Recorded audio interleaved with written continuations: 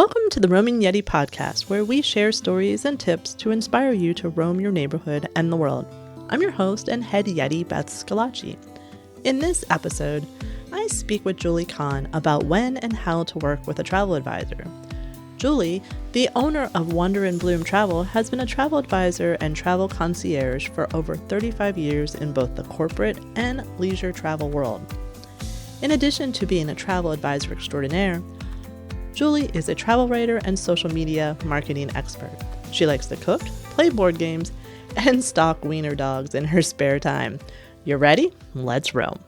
Welcome back to the Roaming Yeti podcast. Today I'm really excited because I have someone who's definitely an expert in their field who can give us some information on when to work with a travel advisor and how to work with a travel advisor.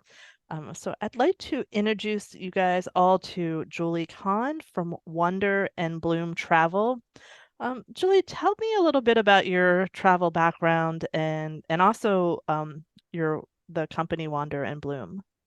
Hi, thank you very much for inviting me on. Yes, I have been a travel agent for 35 years. I started I started as a technical writer for a travel agency in Rochester, New York, writing their training manual, and decided that I liked what they were training people to do, and I wanted to learn to train to do that too. So they trained me, and then I went from there. Most of my career was spent in corporate travel, and I worked in both Rochester and Richmond, Virginia, in corporate travel. And the agency that I really have the most memories with, that I had the most training with, was Rosenbluth International, which is a corporate travel management company at the time. And I was a corporate on-site manager for two big companies in Richmond, Virginia, and worked in their offices managing their travel. And through there, I also did the executives' personal travel. So that's how I kind of got my segue into luxury travel by doing their personal travel reservations. And then I had my own agency when we moved to Phoenix, Arizona, and had that for several years. And then took a break to be a mom, and got back into it by doing school trips for my son's school, going to Washington, D.C., and just had missed doing travel. I was a travel writer too at that time, so I was still staying in the travel industry, and decided to open up my own agency. And I partner with a really wonderful agency out of Los Angeles, that has just a real family feel, and that's I do corporate travel and luxury leisure. It's a good combo. So 35 years, you've seen a lot of changes in the industry, obviously. A lot of changes. Yes, definitely. And looking at that, like, one of the biggest changes is now, like, you can pretty much book anything online yourself. But I know that's not always advisable. I think this year, of how many things with cancellations and I know I had a trip insurance issue this summer that we're still trying to figure out. What types of trips and when should we consider using a travel advisor? So if you're doing just a basic hotel reservation, or even a basic where you have a nonstop flight on an airline, um, you know, those you could pretty much do yourself through any of the online booking sites. But the problem with the online booking sites is, especially since COVID, the customer service, they just can't handle the influx of customer service issues. And yes, this year with flight delays, flight cancellations and stuff, it's just too much for them to do. And honestly, it's a lot for us as travel agents too. We've dealt with a lot, but those of us that are experienced in the industry know how to work with the airlines. We have the resources, we have the contacts that we can work with them. And sometimes it still will take a while to get something accomplished, but we will eventually get things taken care of. So I would say that trips, especially where you're going to have multi-legs or you're going to have customized itineraries where you're going several different places, definitely you need to use a travel agent because they can help coordinate that together. Yeah. I honestly myself, I would say any trip use a travel agent, but there are some people that just don't want to use a travel agent. So, you know, Right. it's the cruises, anything where you're going to be doing multi-days someplace, Okay. multi locations, definitely use a travel agent for those trips. And what are, what are the advantages of using the travel agent in these situations? So for a cruise, the travel agent can help you with a good travel agent should guide you every step of the way for the trip. So beginning with flights, a lot of the cruise companies, their ports were closed because of COVID. Just a lot of the Alaska cruises, for a good example, the Canadian ports were closed because of COVID restrictions. So they can help you maneuver through the cruise lines were still operating, but they know the ports, they know, the adjustments that were made. For things like a multi city trip, they know how to work with the train schedules. For example, I just did a trip to Spain, so dealing with flights coming in and then getting to the train station and then getting to the next place that you need to go. A good travel agent will help you keep all of that seamless and smooth so that you don't have any issues. And then the other big thing is the issues. Travel today is chaotic. No matter what you're doing, it's chaotic, and a travel agent will help you take care of that. A good example is one of my clients was traveling a very simple trip. Her girls were going from New York to Phoenix, nonstop flight. And we were texting back and forth at 10:30 last night because her girl's flight was delayed 3.5 hours. And I want to make sure that they get off the ground. And if they don't get off the ground, it is my job to help them work with the airlines to get them on another flight so that they can get out. So sometimes I've gotten text messages at 2 o'clock in the morning, people that were in Europe showing up for a tour and the tour guide didn't show up or something. So, a travel agent helps you when things go right, to help things go right. And travel agents can help you when things go wrong to get them remedied. Yeah. So it's like a 24/7 job, it sounds like.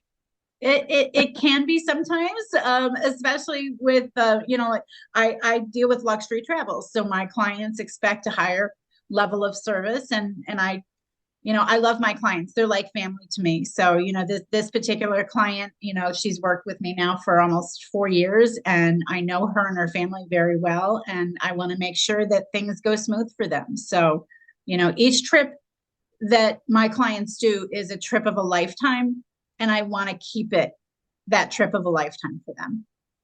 So like that's the trip of a lifetime kind of thing. Like, so what is your favorite trip you've booked for someone or yourself? So for myself,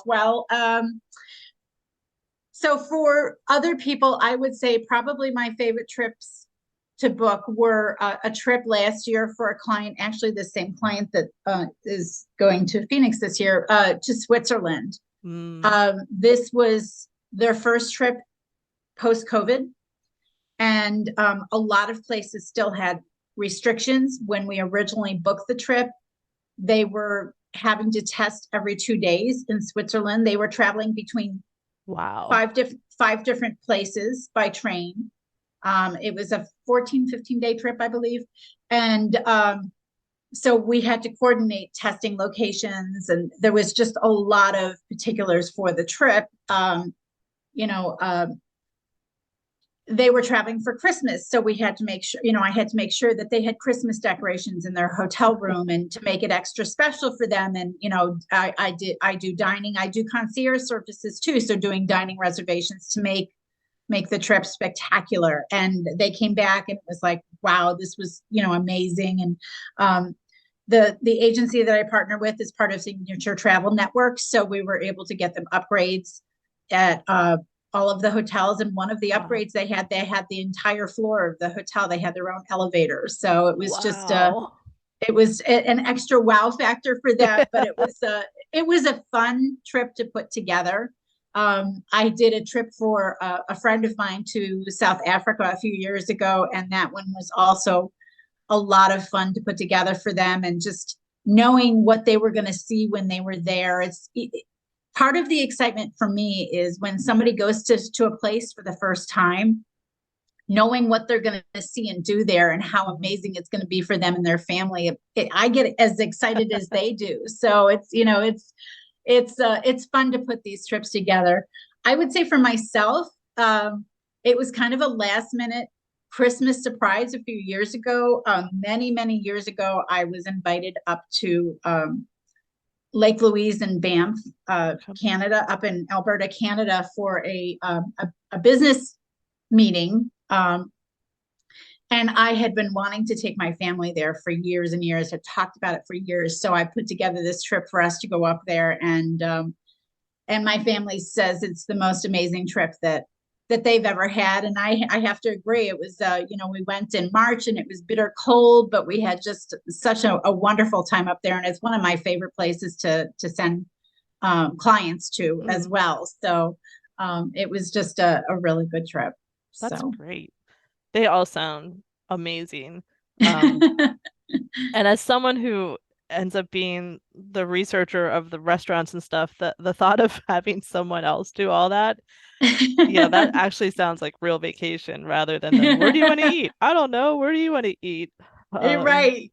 Situation we usually run into. So you specialize in luxury and corporate. Are there other specialties that travel agents have, or is that pretty usual that they have specialties? There is, and you should look for a travel agent that has specialties, because they're going to know their travel. They're going to know their destinations. So I would say I do know Disneyland and Disney World fairly well, more Disneyland than Disney World, but I stopped doing that a few years ago because I don't know it as well as the agents who specialize in it. So if somebody were to come to me for a Disney trip now, I would refer them to one of my colleagues who really, Disney has changed, especially post-COVID. So I don't have that expertise, and I don't want to tell my clients the wrong thing. So I would refer them to somebody else. The same thing with, I do specialize in Europe and Africa and South America. And the United States, but I do not specialize in Asia travel. Okay. So I would definitely recommend. I have a wonderful colleague that does, and she knows her destinations. So I would definitely recommend to her. So there are travel agents that do specialize in certain things. Some people just do honeymoon travel. Oh, okay. And you want to look for those people because they know their stuff. They have the contacts, they have the resources. So yes, definitely look for, you can ask a travel agent, do you specialize in this? Do you have experience in this? I do Africa, I do South America. So I do have several specialties, but right. Gulf travel, I can do Gulf travel, but it's not my specialty, but ski travel, absolutely. Okay. So, so there's travel agents that specialize, and you want to go to them because they know their stuff. So, and that brings me to, in addition to specialties, like what other things when you're choosing a travel agent should you be looking for? So I would say look for a travel agent that has had professional training, who has invested in themselves. The industry has changed a lot, and there is not professional training required to be a travel agent. And I'm not going to say that those other travel agents are not qualified, because that would not be fair for me to do that. There are some people that have traveled extensively and they know a destination, but those people that have invested in training and ongoing training, every location in the world has destination training available to us as travel advisors, has certifications that you can achieve. And those travel agents that invest in themselves in training and knowing their destinations are the travel agents that you want to work with, because a newer agent who has not invested in the training may miss something important, especially post-COVID. There's just a lot of legal, ethical, cultural things to consider when you're traveling, especially internationally. So it is important to work with a travel agent that has done at least some training. And there is both ASTA, which is the American Society of Travel Advisors, has a training program. And then the Travel Institute has a certified training program too. So people that have been in the industry a long time, they've received training probably from their travel agencies that they worked with, such as myself. But any kind of certification or training that they've received really does help them know a destination. And I know things have changed in the industry. And if you don't mind me asking, how do travel agents now get paid? That's a great question. So I think that most people think that we receive a commission on every single booking that we do. And for things like cruises, that yes, that is the case, that we do receive a commission, but that commission is not really keeping up with the industry as far as the amount of work that we do.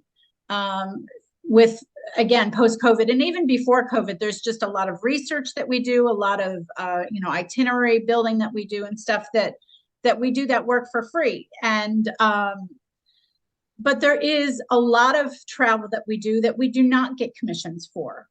Airline tickets.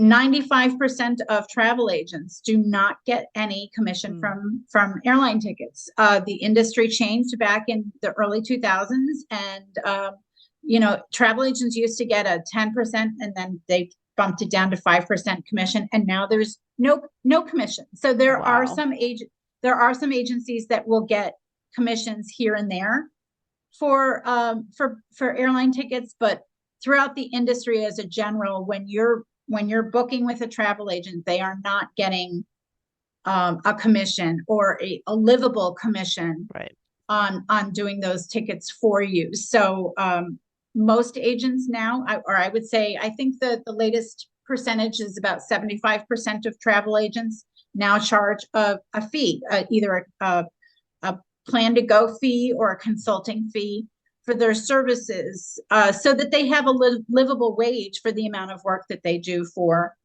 their clients. Yeah, I mean, especially if you're available 24/7 to the clients. Well, and then the other thing too to consider is that about 30% of the commissions that I do get from hotels and stuff, I have to chase after, especially international destinations. I have probably about 10% of commissions I do not ever get paid for. Some of them are well-known brands. I have one commission it took me a year and a half to get paid for, and it was a couple $100. So it's not like it was something just to ignore. It was $5. It was a significant amount that I was counting on receiving for payment for my services, and it took a year and a half to get it. And it just, which in the grand scheme of things, to them, that's not a lot of money, but that's a livable amount of money for you. Right. Well, and then that's the other thing too, is most people don't understand that the travel agents, the commission that we do not get paid until the trip is done. So if you're working with a travel agent on a trip 2 years from now, they don't get paid for that trip for 2 years. Oh man. So so it's income wise, we've had to make adjustments. And there are some travel agents, there's a lot of old school travel agents that do not charge fees still, and that's their prerogative to do that. But to keep up with the industry, more and more travel agents are charging fees so that they can make a livable, so they can keep doing this. I love doing this. I've been doing this forever, but I do expect to be paid for my time. So Sure. yeah. And does that cost sort of, is that, it's a per trip cost? Is it a percentage of the cost to the client? Like, what do those sort of fee schedules look like? It depends on the trip. So I have my corporate clients that just do airfare, a hotel, and a car rental when they travel. I don't charge a fee. I do charge a ticketing fee when I do their airline tickets. And part of that is because of the fees that we pay for our services too, because I do have reservation system access. Mm-hmm. And for other trips where it's really on a trip by trip basis. If I'm doing a lot of customized work for someone, creating an entire itinerary, then I usually charge a per hour fee that I kind of wrap into a per person fee or a per family fee. Okay.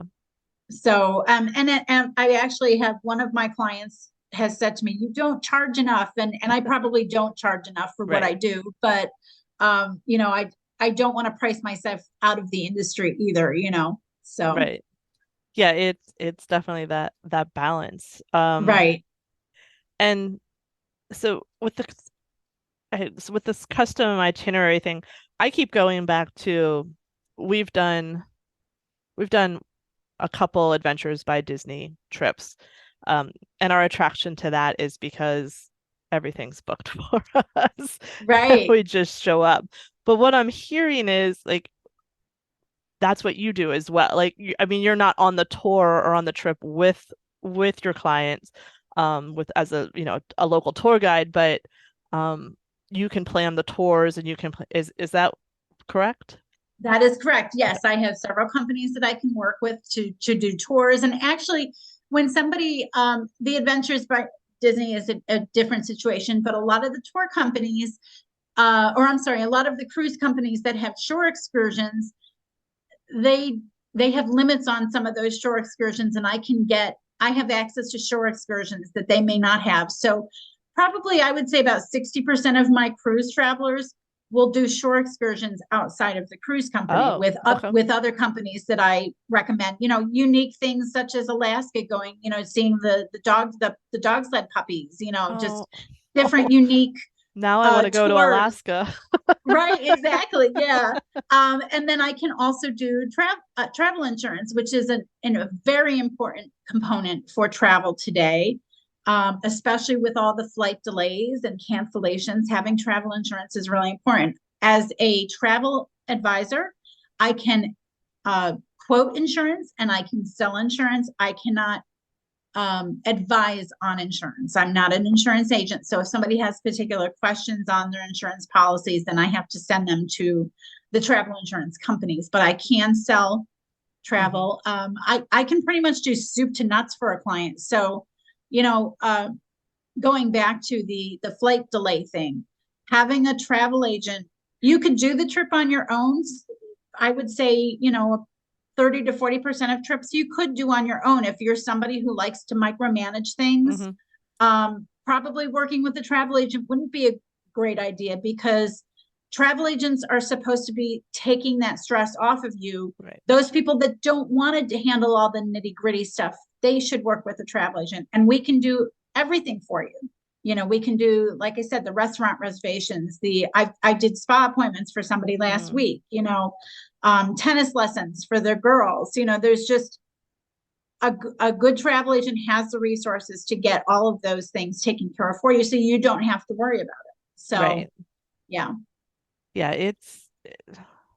We have a different opinion in our family, so I'll just leave it at that.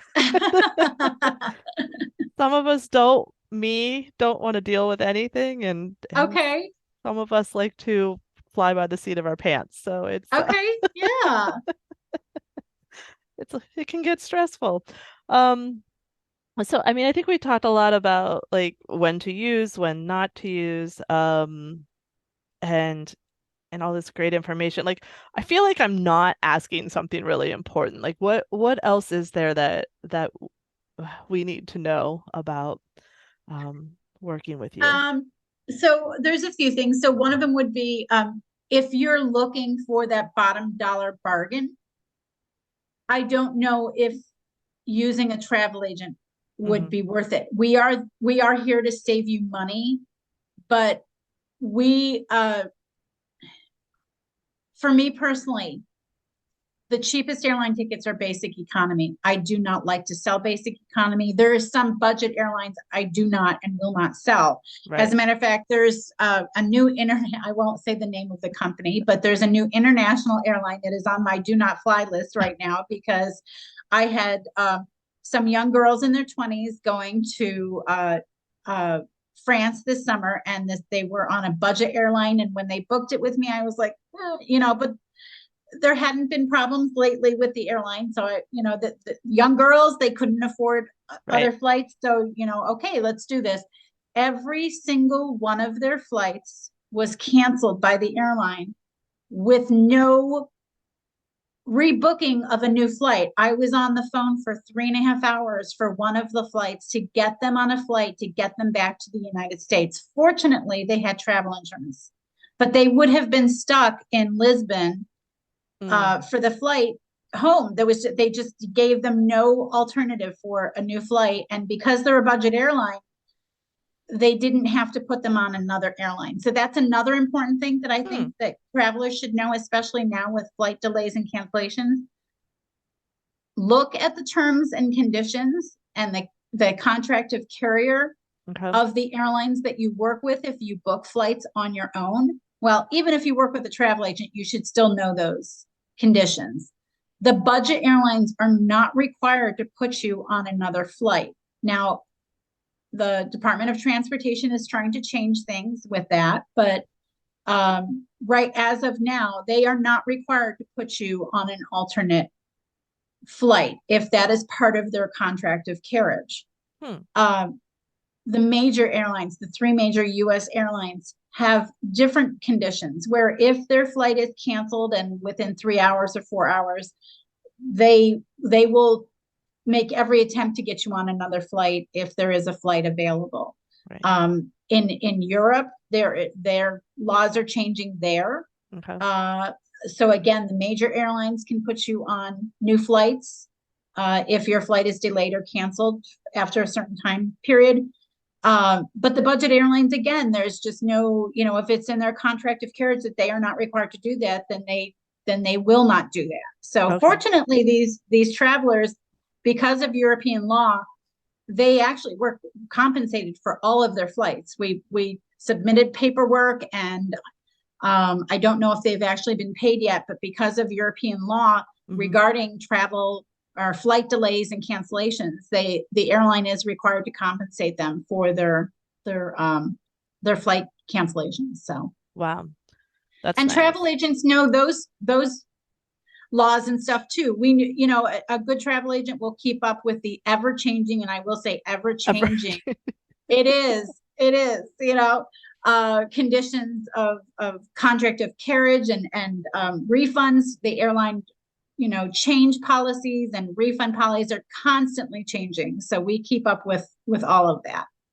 Yeah, I had no idea that depending on the level, so what makes it a budget? Is it the level of service or dollar amount spent on seats, or is it just There's subjective? Well, for those of us that have been in the industry for a while, we know which airlines are the Right. budget airlines that I have to be careful what I say here, but I know, I don't want to that get you in trouble. have shortcomings with customer service Okay. care. So,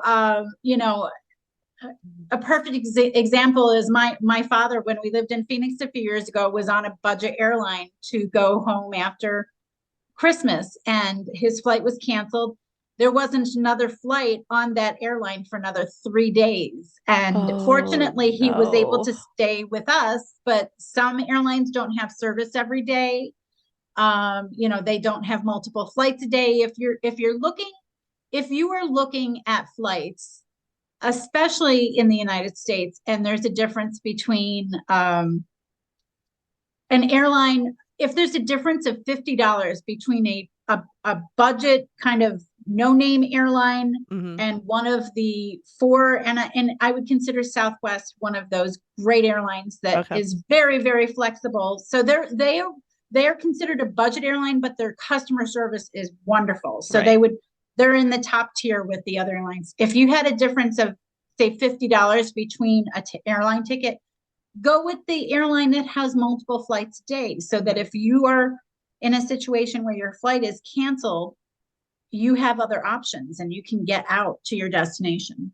So the other thing I would tell travelers is allow as much flexibility in your schedule as possible. It is just a norm now that you are going to have flight delays just between weather and understaffing. So allow that time. So if your flight is delayed, if your honeymoon is the next day, or you have to go to a wedding, allow 2 days to travel instead of 1 day to travel. Pad your travel schedule if you can, to allow for those unforeseen circumstances that can come up. Right. Yeah, it definitely seems like you have to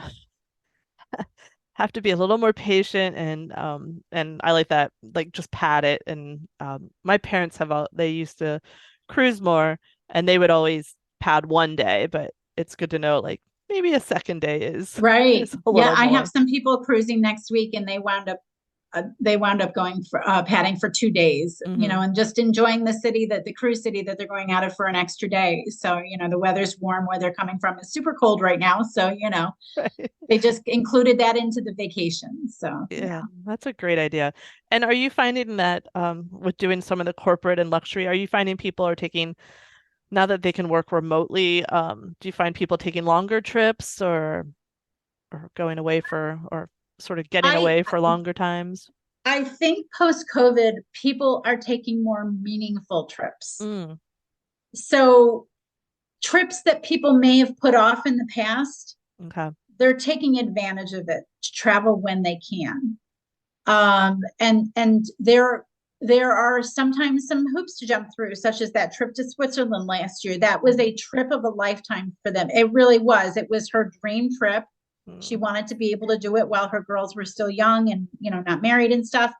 And so there was some hoops that we had to jump through because of COVID restrictions and airline restrictions and, train restrictions. There was just everywhere we turned, there was something that came up, and we just had to kind of work through it to get the trip. And she still says it was just such an amazing trip. One thing I forgot to tell you about that trip is when they landed on the ground in Geneva, Switzerland, that morning changed their requirements for the COVID testing. So they did not have to test every other day while they were there. So it's talk about ever changing conditions. It's just, you just never know. And, with COVID still out there, that restrictions could come in place in the future. I don't think we're out of the woods yet. So people just need to roll with the punches,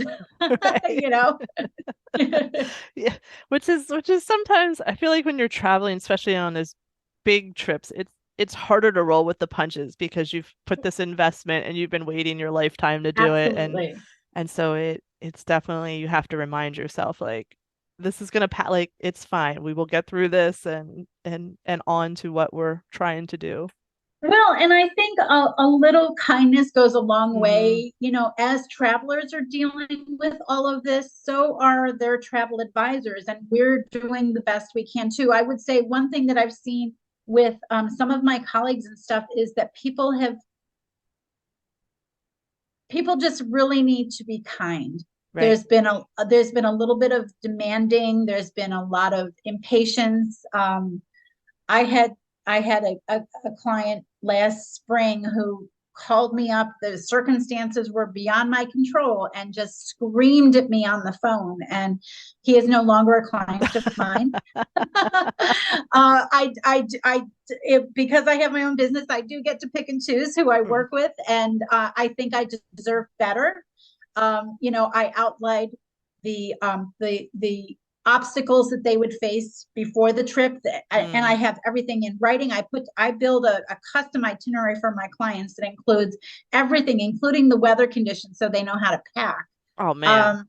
Yeah, I put that in 8 to 10 days before the trip, and my itineraries are accessed by digital, by phone or iPad and stuff, so they have all the information they need right there. And so I would just say exercise some kindness. Travel agents are overworked right now. We are underpaid really for what we do, but we love what we do, so we continue to do it. And just be kind and be as patient as you can be if you're going to work with a travel agent. So yeah, I think that's great advice for overall with everything. everything. Yeah, like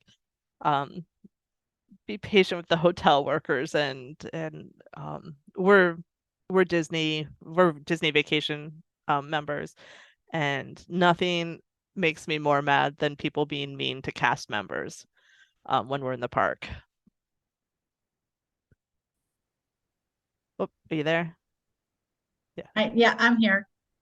And when people are mean to cast members, I just Right. so it's like just everyone just be kind and patient Right. out there, and we'll all get through this.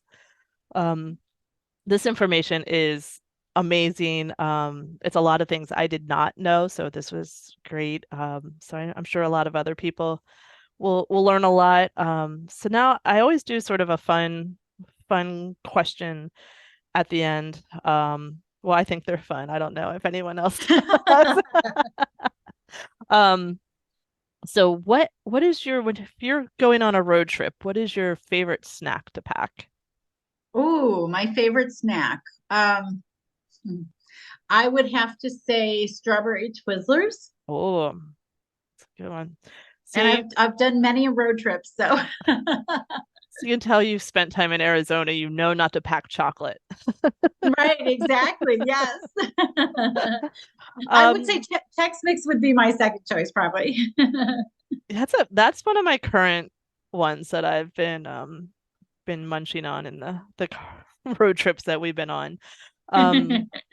What would be sort of if you got to plan your dream trip, what would that dream trip be? I have two. Machu Picchu. I've always wanted to go there, and I'm going to make it happen in the next few years because I'm not getting any younger. And then the other one would be I have always wanted to hike Kilimanjaro, and I have that on my schedule to do in 2025. So nice. Yes, yep. I've always wanted to do that. So those are my two big dream trips. So you are an active vacation taker. It sounds like you like active vacations. I do. Yes. During COVID, I started a road to better fitness, I guess. Okay. I would say, and I do about 5 to 6 miles a day now. So yes, definitely. If you had asked me 5-10 years ago, I think my answer would have been different. I've always wanted to do Kilimanjaro, but I think I would not have had the stamina to do it. And I think now I do have the stamina. So that's great. Yeah, we are not very good at sitting still on vacation, so I appreciate the the active locations for sure. I think I know the answer because we talked about it earlier, but what is your favorite trip you've taken so far? Probably the trip to Lake Louise. The other really amazing trip was probably back in 2017. We road tripped from Phoenix to Portland, Oregon, and then picked my husband up at the airport, and then went down to Silverton, Oregon, and camped out for 3 days for the solar eclipse. And that was just we've road tripped up the coast of California before, but this trip was just amazing. We went all over California, we went all over Oregon. Plus the camping out, for 3 days to see the solar eclipse right at the epicenter of the eclipse we've kind of become solar eclipse junkies now. So we're like waiting for the next US solar eclipse so we can do the same thing. So That's yeah, so cool. that trip was pretty amazing. So That sounds fun.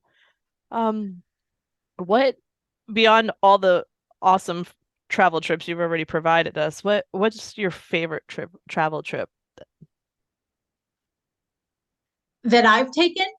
No, like a tip. I'm sorry, I said trip, I meant Oh, tip. I'm sorry. Favorite travel Travel tip. tip. My favorite travel tip would be pack a few things in your carry-on luggage just in case your flight is canceled or delayed. And then the other tip that I guess that I would give is a friend of mine makes these wonderful scarves with a hidden pocket in them.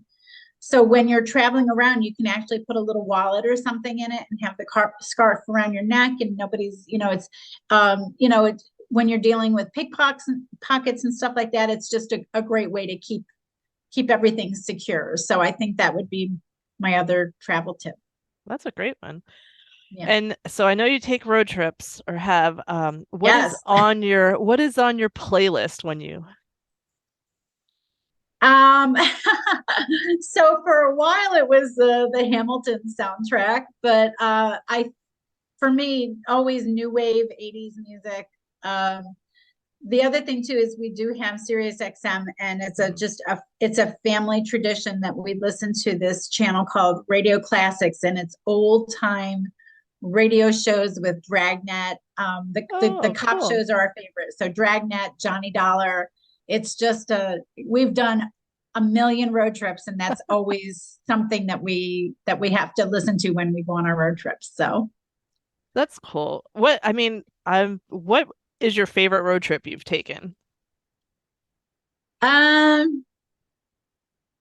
I would say the very first road trip to the Redwoods that I took with my son, and it was fraught with a few calamities along the way. So at the time it was stressful, but looking back on it, we can laugh about it now. I had my son, he was 10 years old, had a brand new car and a 6-month-old puppy that went with us on the trip. Oh, no. And,